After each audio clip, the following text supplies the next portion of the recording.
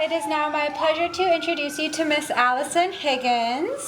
So hello, thank you, Alison. So born and raised on the Big Island of Hawaii, her parents owned a plant nursery in Waimea, which is where she developed her love for plants and flowers at an early age.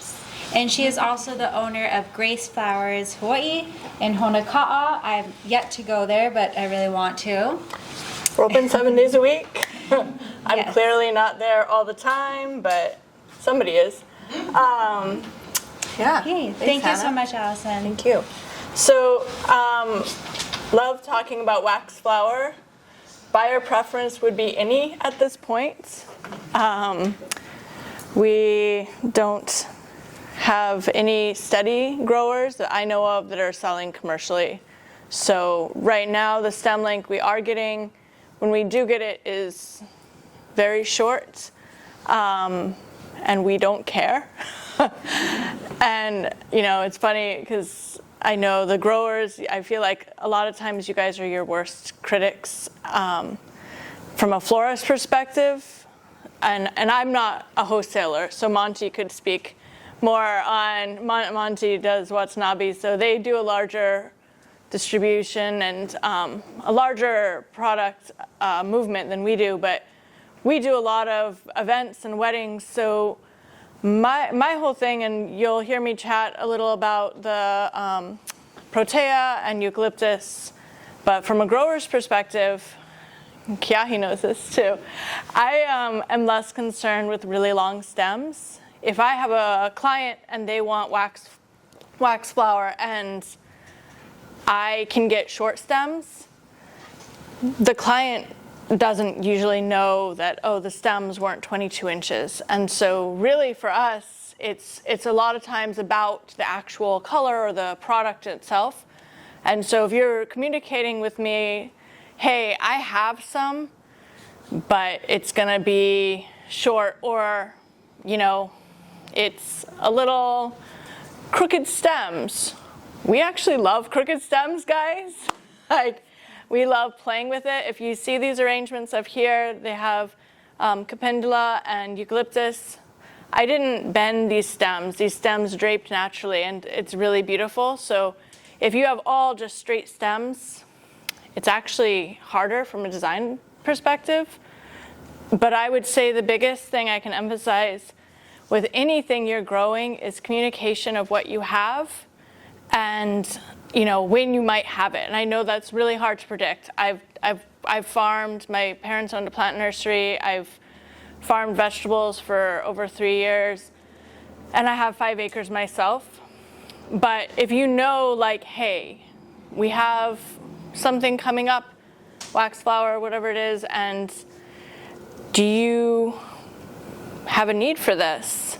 If I know ahead of time a couple weeks, maybe I do. Like if I have an event and I was thinking, oh, maybe I'll do, some imported roses and the colors are yellows and oranges and the client doesn't care. But, a grower's like, oh, I have these beautiful pincushions or Waxflower. I will shift and be like, oh, well, can we go local? Or even if a client's asking for something that we don't grow, have on the island, I can say, hey, look, we have these beautiful flowers that I can get locally. What do you think of that? And so if there's communication between the farmers and the florists, for me, that's the biggest thing. And I know I know you don't always know, but if you are growing Waxflower, I will take any and all right now. And I know most florists feel that way. I also think there might be potential on some of these larger varieties that if we were able to grow them, we could probably string those up for lay. Back, 20 years ago when it was legal to bring Waxflower in, we had some that did drop the flowers, and it maybe was from that they were exposed to fruits or whatever it was, but we actually sat and we strung them on needles because we were getting paid by the hour and bored. And we made a nice lei, and it held up. It's got a light fragrance, and that's one of the things we really like about Waxflower and most things in the myrtle family is they do have a fragrance. And so it's really exciting to see that we might have some, some of that grown. Does anyone have questions or thoughts on that? Yes? Does anyone have plans to sell? I believe that they're working on releasing some cuttings in the future. So we'll have some trial plants available for anyone who came to this conference of Waxflower and Lucas pheromone. We currently don't have eucalyptus under production, but we will have Waxflower. So yeah, we'll have that. Yeah. That can move between, so Myrtaceae can be transported between islands. Yes, it's just that it can't be imported from outside of the state inside. Yeah. So we've done that with eucalyptus, for example, which you may have gotten some. Same thing. Yeah. What do you typically pay by stem or bunch for Waxflower right now? Nothing, because I can't get it. Well, previously it was probably coming from you guys, and we haven't been able to import it since 2000. So I don't know that I want to say maybe $6 to $10 a bunch, depending at the time. And I don't know what the market value would be at this point, because flowers, as everything's really skyrocketed quite rapidly. Yeah, and So. I think I've noticed a difference between what growers think they can get away with because there's no supply and a lot of demand, and what a florist is gonna pay no matter. If the price point, if the price point is too high, You gotta be careful about. we will just find something else, because at the end of the day, most of my clients, you know, they want what they want until the price becomes an issue. So what would be the main competitor on a filler flower for wax that you would be up against? Well, when it's in season, Australian tea is pretty comparable. It has a shorter shelf life, but it's a similar look. I think you guys mentioned Bronia, and I don't think that's in the myrtle family. So that's something that we've imported from California. But as far as that, we'll choose a different look. Queen Anne's lace, status, those we can get locally from really nice growers. Butterfly ranunculus sometimes, even though that's gets more into a focal flower.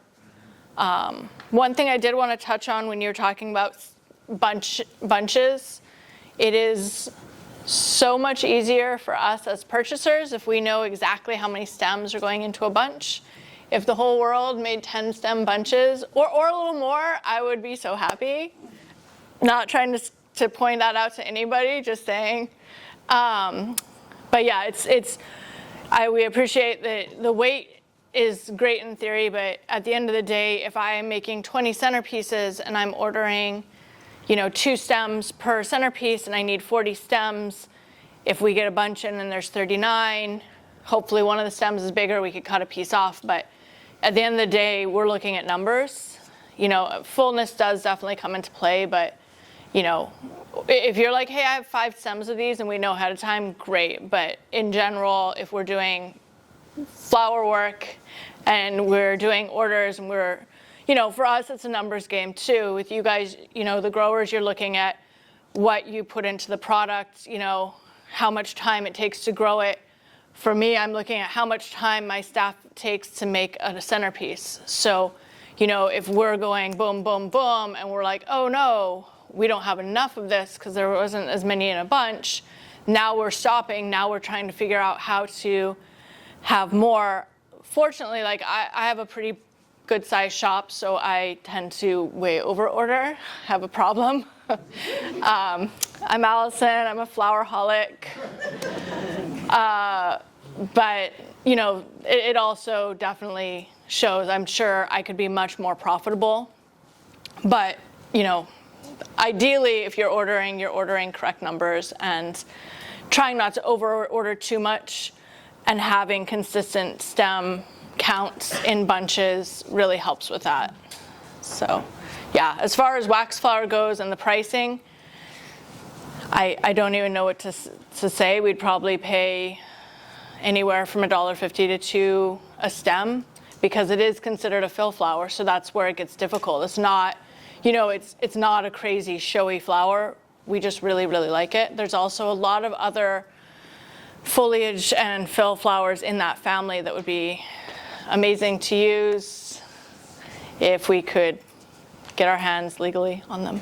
So, yeah, any other questions or yes? Is there a viable leptospermum industry here, do you think? Or is there a potential for a leptospermum? Yeah, I think so, but we can talk more about that when we get into that varietal. But yeah, I would say for sure. Good question. Yes. Do you have a question, Lydia? So what is the base life on a wax flower? I think Troy could answer that better because I haven't worked with it in 5 years.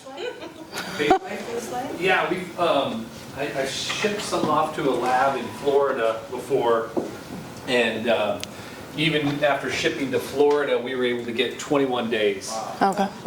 So that is some of the advantage of wax flower. Now, that can also be 3 days if it's not taken care of. Yeah. But it does have a good base life. So even that harvesting at 70% bloom? Like Yes, yeah. And some of those, if it's already dropped its cap and started to crack, some of those flowers will continue to bloom. And that's some of the issue. I did have a couple slides on that where you kind of play that line, but you have some varieties that have a ton of blooms, especially like some of the mini whites. The problem is they will shed some of those older ones, and so people think, oh geez, you got a problem. But it's just they have so many blooms. And then you get some of the others that will have big blooms and they just hold and they don't drop anything. So yeah, variety dependent, sorry, once again.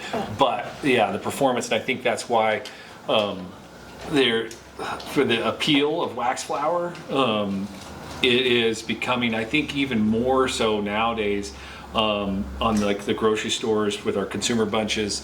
It is becoming a strong staple because it just performs very well. It adds a lot of flower. It's one of its direct competitors would be Gypsophilia, baby's breath.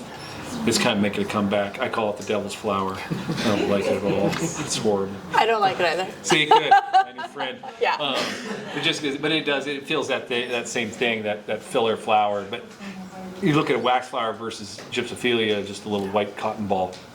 And I know there's other ones, but it just brings so much more to that. And especially when you're looking at kind of the what's growing here and that look, it just goes really well. I will say when we did have wax flower, and we go through, I mean, we try to keep sanitized. You do not drink our bucket water, guys. But when we do go through our fridge, we do a full changeover every week. And when we were able to get wax flower, I would say, after a week, we kind of were like, oh, this still looks good. We might be put on the older shelf. We'll use it for something that maybe like a donation or something like that. It definitely would last 2 weeks in the fridge with the shelf life. The other thing is for lepo'o, if you vili or haku, it's definitely a viable, not just as a kuile, but to make little sections. It's got little bracts, so it's really nice. And I didn't mention Gypsophilia or baby's breath because we try, we do get it in and we use it because a lot of the local guys, they want to put the baby's breath in with the roses for their girl. But baby's breath molds very quickly. And wax flower does have that issue too, but because it's not as dense normally, it doesn't mold as fast in the walk-in. So, yeah. For people with non-fillers, when would you recommend that At open stage, yeah, you're still at 70% is fine. Yeah, because you have to give. There's not all those buds won't continue. Only the ones that are already cracking will open up. So yeah, it's not like no, you really need that presentation because you're only going to have so many of those that flower. So that's the, getting into the retail side and then eventually your customer, you've got to have enough open flower on there for presentation so they can see that. And, and that goes back to if you have a bunch, if as someone that was growing, I was like, hey, do you have Waxflower? And you were like, hey, I do, but it'd be 30% open. That would be a good conversation to have with who's purchasing, because, we might be like, you know what, we need it, let's do it. Even if there's a few buds, let's do it. Or we might be like, yeah, you know what, I might need it more the following week, leave it on the plant. So I think for me, your emphasis was watering and irrigation. My emphasis is communication between the florist and the purchaser, or the growers, because we can't use what we don't know you have. So communication. Yeah, you do have that window too. So I think that it's a really good point in that relationship. I think I have it on that slide, just knowing your customer demand before planting. So be cognizant of that, before you go out there and plant a bunch of stuff, is know what you're going to do and how you're going to do it. And that communication is super important. We did a program that really changed our farm, where we developed a small vase program. So it started out as mason jars. So you think about those 750 fields and that massive amount of production, how much that stuff doesn't make spec for the standard wholesale shipment, or even on the retail side, you have all this short product that was just dropping on the ground. So we developed this small vase program, and we sold millions of that. And so we developed our own glass vases eventually. We had our own retail stands in the stores. We did a whole program, and that increased our production. So the yield for that plant goes way up. And so if you have customers that can take and use that, just like you think about right here, we can take that 24-inch stem, hack it off, and then put it in a vase. So if you can find, that's just more stems coming off of that plant, it's going to pay you back. Yeah. And, that being said, with stem length, a lot of times as a buyer, I'm not going to want to pay full price. But if you have a shorter product that you're going to throw on the ground anyway, hurts my heart so much to hear that, we'd love to purchase it. And, maybe we do little bundles too, or, there's different ways of using shorter products. Yeah. So that's where really the communication comes in of like, hey, we have this, can you use it? I know, there's just so many different things we can do if we know you got it. Yeah, pin cushions, when you get into that talk, that's the same thing. We have around 120,000 stems of pin cushions that are typically we'll be harvesting. And then, but we'll have potentially 40 or 50,000 stems that don't make our spec because they can't go into a consumer bunch sleeve, or a bouquet maker doesn't want that because it's got a wonky side.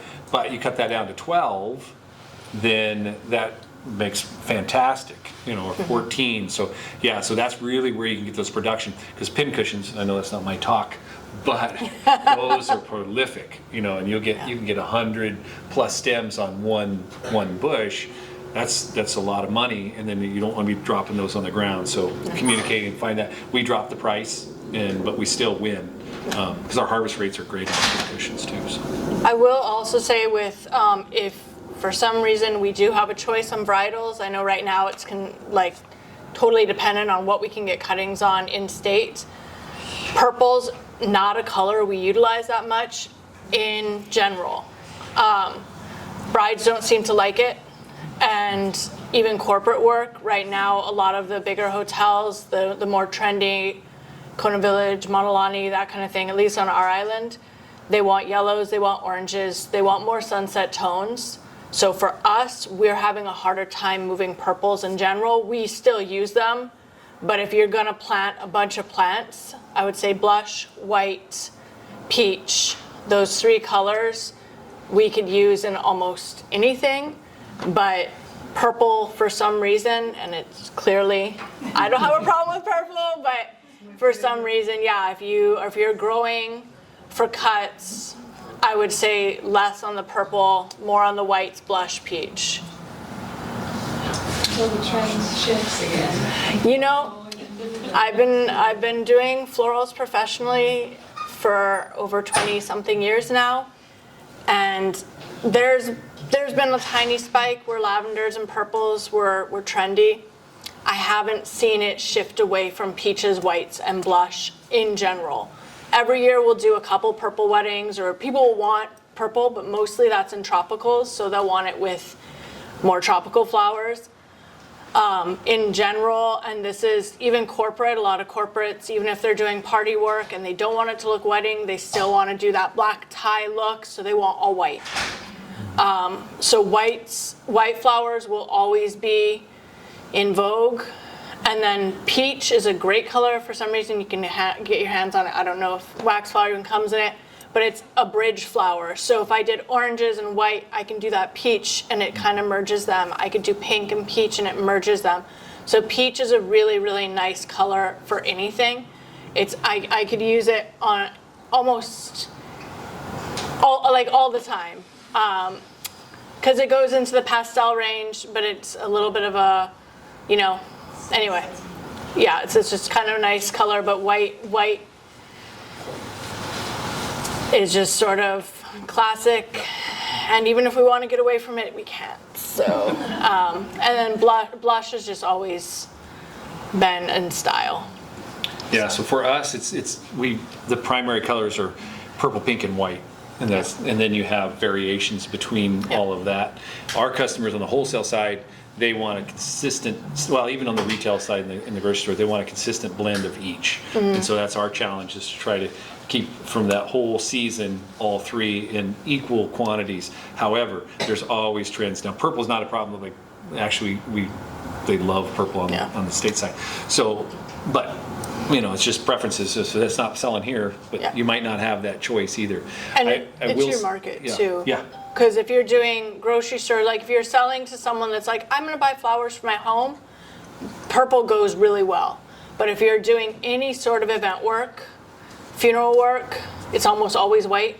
I mean, a lot of times they'll be like, oh, Auntie like purple, so we can mix some purple in. But most of the event work, that's where we see not as big of a need for purple. But if your market is grocery stores or like colorful, then purple is definitely still. And we used to do a lot of tinting, so systemic dyes. We got away from it because the county got so particular about it. But if that's an option for you, and I don't know about on your side, that we were able to move a lot of that white. Like especially going like say St. Patty's Day, you just put the green tint, dye it in, up come your green. Now you just turn your white Waxflower into green, and it sells really well. And then you can do that for pretty much anything. So I don't know what the market is like here, but that option was huge for us. We were able to move a lot more of that white by making a specialty. Here we try to stay more natural. Yeah. But that's mainly me. My shop won't work with dyed flowers, but I know that's not everyone. So again, know your market and communicate with your market. I think that's just communication, and irrigation. And irrigation. Irrigation and communication. Irrigation. And soil health. Soil health. Soil health, yes. I ordered the lunch, guys, so I'll just let you know everything's labeled. There are sandwiches, there are 5 salads, so if you're gluten-free, feel free to take one of those. There are chips and apples. They're from the K.O. Deli, and they're really great. Thank you so much. Thank you. Wonderful speakers. I learned a lot. I have a lot of questions, and I'll keep asking throughout the day. Perfect. So thank you. We can all take your